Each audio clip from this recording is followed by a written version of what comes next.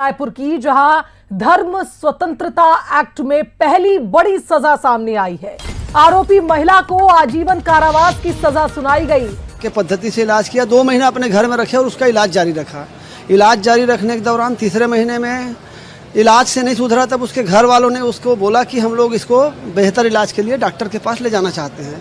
तो ये जो आरोपिया थी ईश्वरी साहू, उन्होंने ये कहा कि अगर यहाँ से ले जाओगे तो यीशु मसीह नाराज हो जाएगा और शैतान हावी हो जाएगा।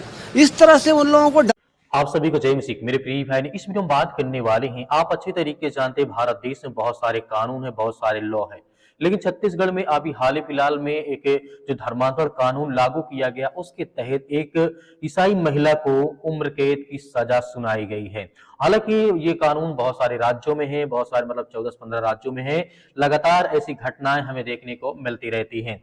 छत्तीसगढ़ में धर्मांतरण के नाम पर एक ईसाई महिला को उम्र कैद की सजा दी गई है, लेकिन क्या सच में सिर्फ धर्म परिवर्तन कराने पर उसे उम्र कैद की सजा दी गई है या इसके पीछे और कोई कारण हो सकता है? आज मैं इसी वीडियो में आपको बताने और समझाने की कोशिश करूंगा। और हम सभी लोगों को सावधान रहना है क्योंकि इस कानून के तहत कोई भी व्यक्ति फंस सकता है और किसी को भी सजा दी जा सकती है। इस वीडियो को आपको ध्यान से देखना है, ध्यान समझना है, क्योंकि परमेश्वर हमारे हालात परिस्थितियों को बदलता है। लेकिन कहीं ना कहीं इस कानून के तहत जितने भी केस आज तक दायर हुए हैं, जितने भी FIR हुए हैं, कहीं ना कहीं उससे 99% फर्जी होते हैं। लेकिन ये थोड़ा मामला अलग था, जो कि पूरी घटना मैं आपको बताने वाला हूं। यहाँ पर बताया जा रहा है छत्तीसगढ़ के गेरियाबंद जिले में एक बेहद चौंकाने वाला मामला सामने आया है, जहां एक 18 साल की युवती की जान चली गई थी। इसमें यह बताया गया है, रिपोर्ट्स के मुताबिक युवती की मां उसे एक महिला मतलब ईश्वरी साहू के पास लेकर के गई, जो झाड़ फूक और चमत्कारी इलाज का दावा करती थी। जैसे आप जानते हैं, बहुत सारे चर्चों में आप जानते हैं झाड़ फूक करते हैं और चमत्कारी इलाज का दावा करते हैं, पानी फेंकते हैं और उसके बाद तेल देते हैं, तरह नमक देते हैं, तरह तरह की चीजें आपको देखने को मिलती है। वो महिला इसी तरीके ट्राई कर रही थी। वह कहती थी कि प्रार्थना करने से बीमारी ठीक हो जाती है, बात सही है, लेकिन उसके लिए दूसरा व्यक्ति भी विश्वास करे तब उसके जीवन में आशीष आएगी। और इसी दौरान उसने युवती पर खौलता हुआ तेल गर्म डाल दिया है। इतना ही नहीं, परिवार वालों को भी जबरन प्रार्थना के लिए मजबूर किया गया है। ऐसे आरोप उस व्यक्ति के ऊपर, उस महिला के ऊपर लगाया गया है। इस तरीके का मैं कहता हूं सभी के लिए प्रार्थना करें, कोई दिक्कत नहीं है, लेकिन किसी के साथ जबरदस्ती ना करें कि आप भी प्रार्थना करें, आप भी प्रार्थना करें। यदि नहीं कर रहा है तो उसको इच्छा है, उसके मन है, लेकिन हम किसी प्रकार को फोर्स नहीं कर सकते हैं। अब इन कथाकथित इलाज को और यातनाओं को युवती का शरीर सहन नहीं कर पाया और इलाज के दौरान उसकी मौत हो गई। अब यहाँ पर कोर्ट जो डिसीजन देता है बहुत चौंकाने वाला देता है। मामला कोर्ट पहुंचता है।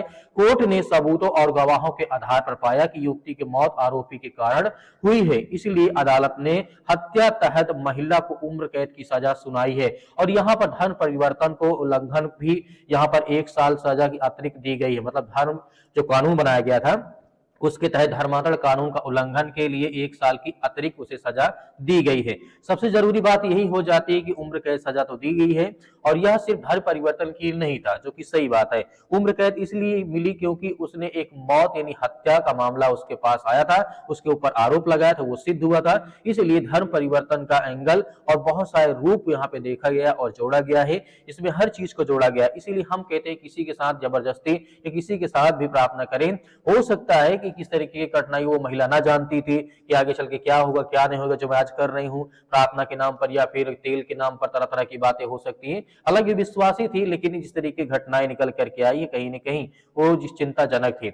इस फैसले के बाद छत्तीसगढ़ में राजनीतिक भी बहुत ज्यादा गर्म हो गई। बीजेपी ने इस फैसलों का स्वागत करते हुए कहा कि ऐसे मामलों को रोकने के लिए कानून जरूरी था। और दूसरी तरफ कांग्रेस कहती है कि कानून अलग अलग तरीके से राजनीतिक राय सामने हमारे पास आते रहते हैं और इस तरह की घटनाओं का अंजाम देना ठीक नहीं है।